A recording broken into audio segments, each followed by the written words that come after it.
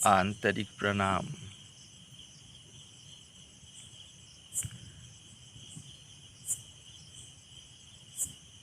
आत्मानुभूति और काम शक्ति की रूपांतरण,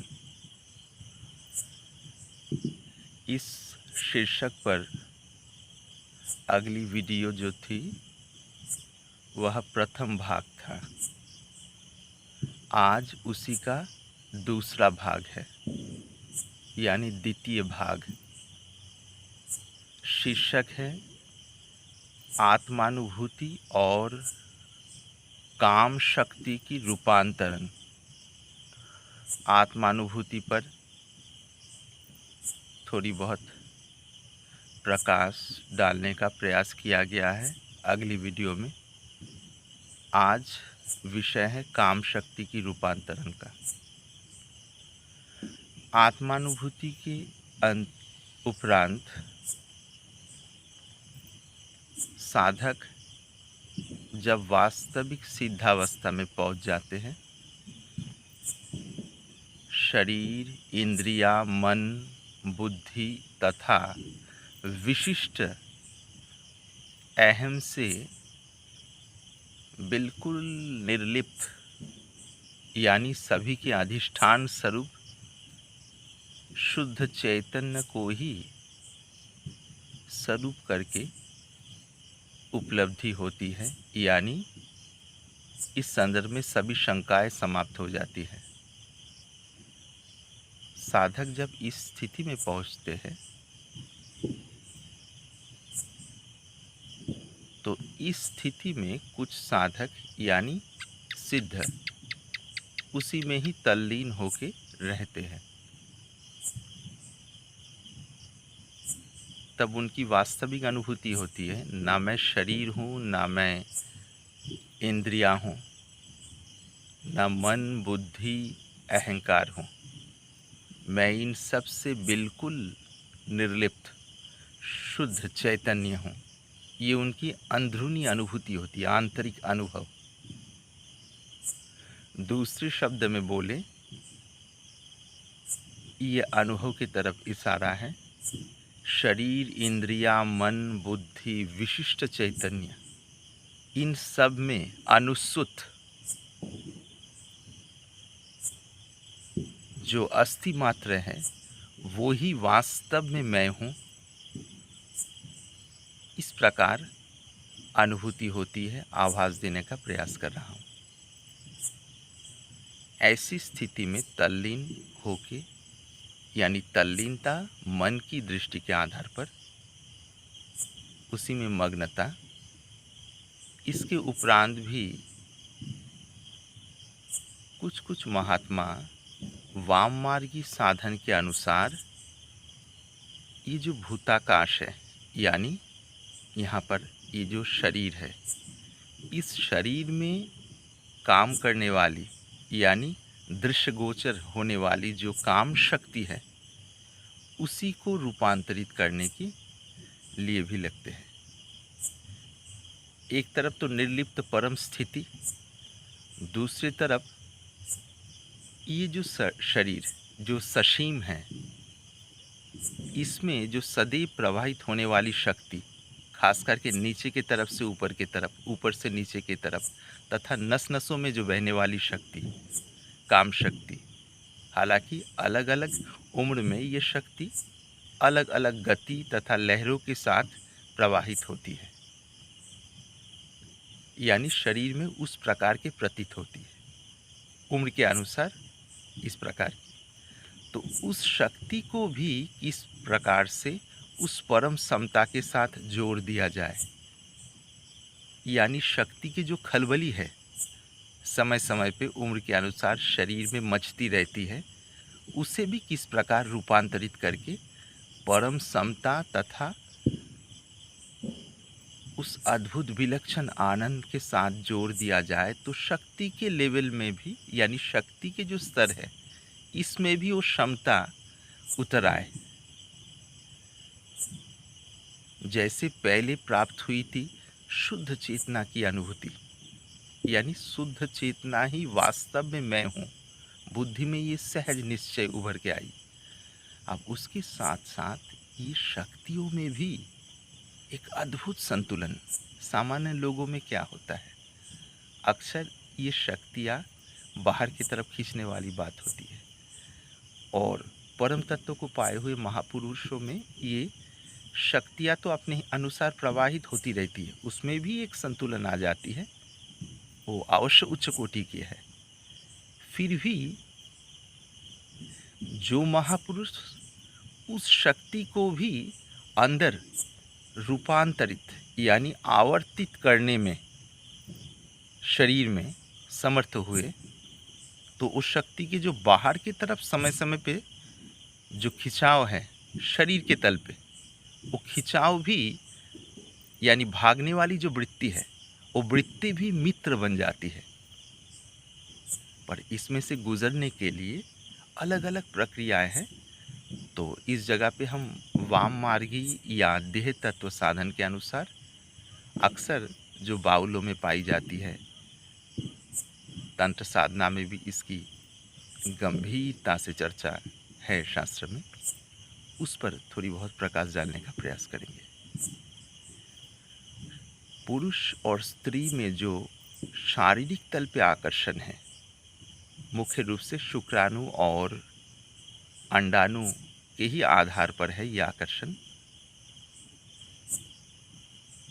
तो इस आकर्षण को जब तक हम समता की भूमि में ना पहुंचाए, ये आकर्षण शरीर के लिए फ्रेंडली नहीं है, यानी मित्रवत आचरण नहीं करती। तो शुक्राणु और अंडाणु मिलित होने से वहीं से नई कोशिका की, नए जीव की उत्पत्ति होती है। पर अद्भुत बात यह है, ये दोनों को नज़दीक लाया जाए पर पूरी तरह मिलित न होने दे, एक ऐसी दूरी पे लाया जाए, उस जगह पे लाने के उपरांत यदि कुछ समय काल तक दोनों अणु को, शुक्राणु और अंडाणु के दोनों कण को बहुत नज़दीक पर फिर भी बीच में फासला है, ऐसी स्थिति में यदि कुछ समय रखा जाए, तो वहीं पर एक समता की परिमंडल या डायमेंशन या आयाम प्रकृति के ही नियम से सहज ही पैदा होती है उस तल पे।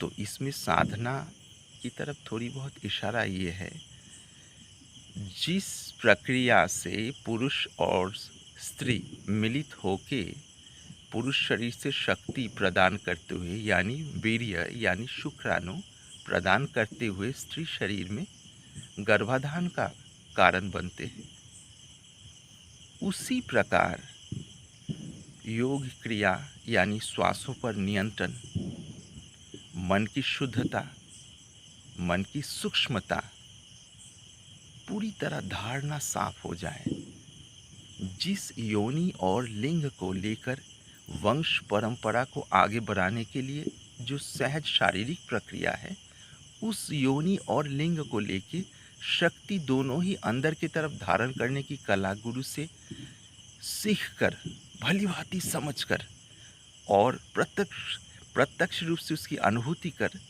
यदि एकत्रित हो पाए साधक और साधिका, पूरी तरह श्वासों पर नियंत्रण, उस समय मन किस बिंदु पर एकाग्र रहेगा ये भी गुरु से जान ले, और गुरु के सानिध्य में उसके अभ्यास करें। गुरु के सानिध्य के बिना भी हो सकता है यह अभ्यास, पर अधिकारी उस स्तर की होनी चाहिए। इसमें किसी प्रकार छल कपट यानी असरलता की कोई गुंजाइश नहीं है।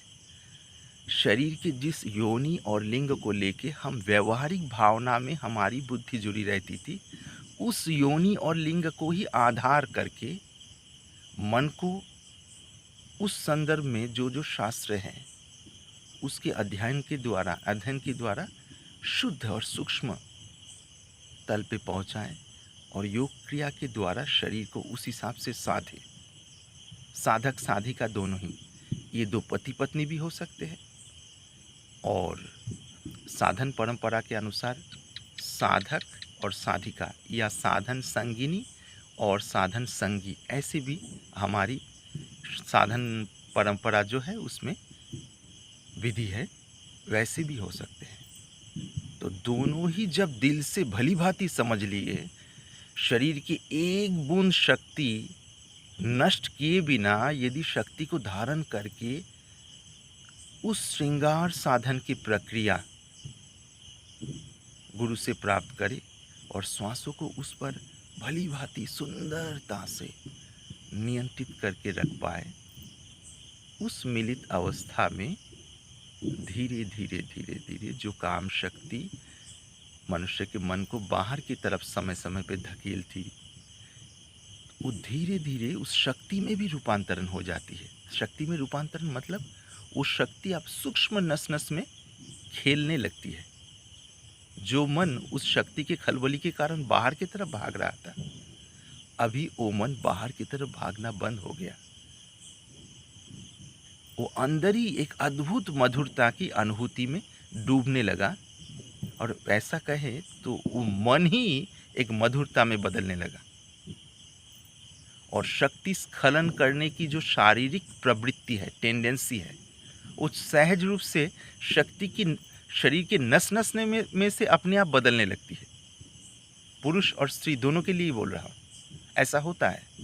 अक्सर इस मुद्दे पे इतनी खुले रूप से चर्चा महात्माएं नहीं करते, फिर भी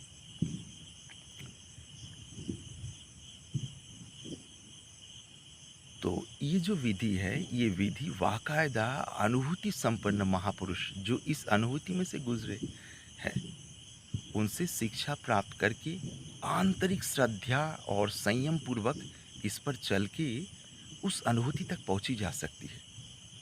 पर इसमें किसी प्रकार के छल कपट या इंद्रिय ललुपता या शरीर के स्थूल सुख में फंसने की इच्छा यदि ज्ञानपूर्वक अंदर लेके इस साधना में आए, तो उनके लिए इसमें सिद्धि यानी सफलता प्राप्त करना बिल्कुल असंभव है।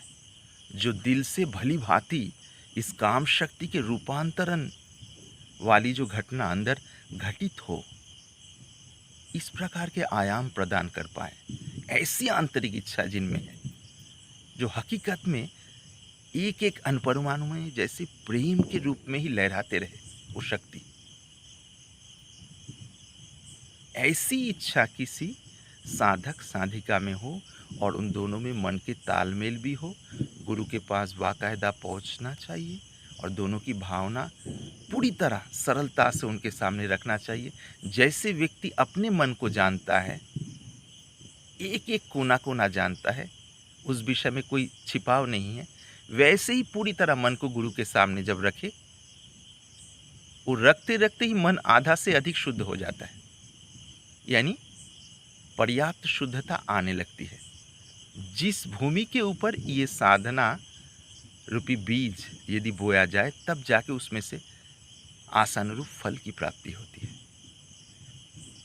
तो इसमें बस मैं इस वीडियो में यही कहना चाहता हूँ, आंतरिक रूप से इस साधना के द्वारा साधक साधिका में काम शक्ति रूपांतरित होकर प्रेम में बदलती है, और गृहस्थ जीवन में जिनके एक या दो संतान हो गए, वे पति पत्नी भी चाहे तो वाकायदा ये साधना के द्वारा अपने शरीर में, मन में उस प्रकार के बदलाव लाने में समर्थ होंगे जो जाने अनजाने में हर व्यक्ति के आंतरिक मांग है।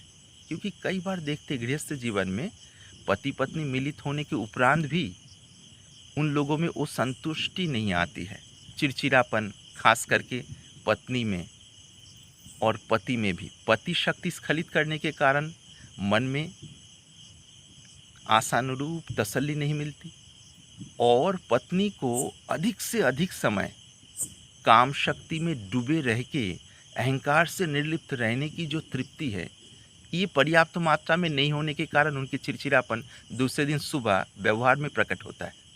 एकदम सीधा साधा सत्य बोल रहा हूँ, किसी को आघात करना बिल्कुल इसका लक्ष्य नहीं है। मैं केवल बोलने का प्रयास कर रहा हूँ। इससे ऊपर उठा जा सकता है। साधारण पति पत्नियां भी चाहे और सरलता से प्रयास करें तो इससे ऊपर उठ के मधुरता की आस्वादन करके सच में ही जीवन को मधुर बनाने में समर्थ होंगे। पर इसमें मूल बात एक ही है, जब तक इस विषय में सच्ची अनुभूति प्राप्त किए है ऐसे महापुरुष के सानिध्य में न जाए, तब तक भ्रमित होने की, शारीरिक तथा मानसिक हर दृष्टि की हानि होने की संभावना है। तो मैं तो बस इस वीडियो में इतना ही रखना चाहता हूँ। यदि किसी के दिल में आंतरिक इच्छा है, तो जिनको जो मानते हैं, भगवान के प्रति कुछ भी श्रद्धा है, तो उनके पास में प्रार्थना करें। यदि उनके दिल में इच्छा है, तो भगवान की ही कृपा से या प्रकृति के ही सहज नियम से वैसे गुरु से साक्षात होगी, और उसी साधना तथा प्रक्रिया के द्वारा काम शक्ति में रूपांतरण संभव है। आज के वीडियो में यहाँ तक। आंतरिक प्रणाम।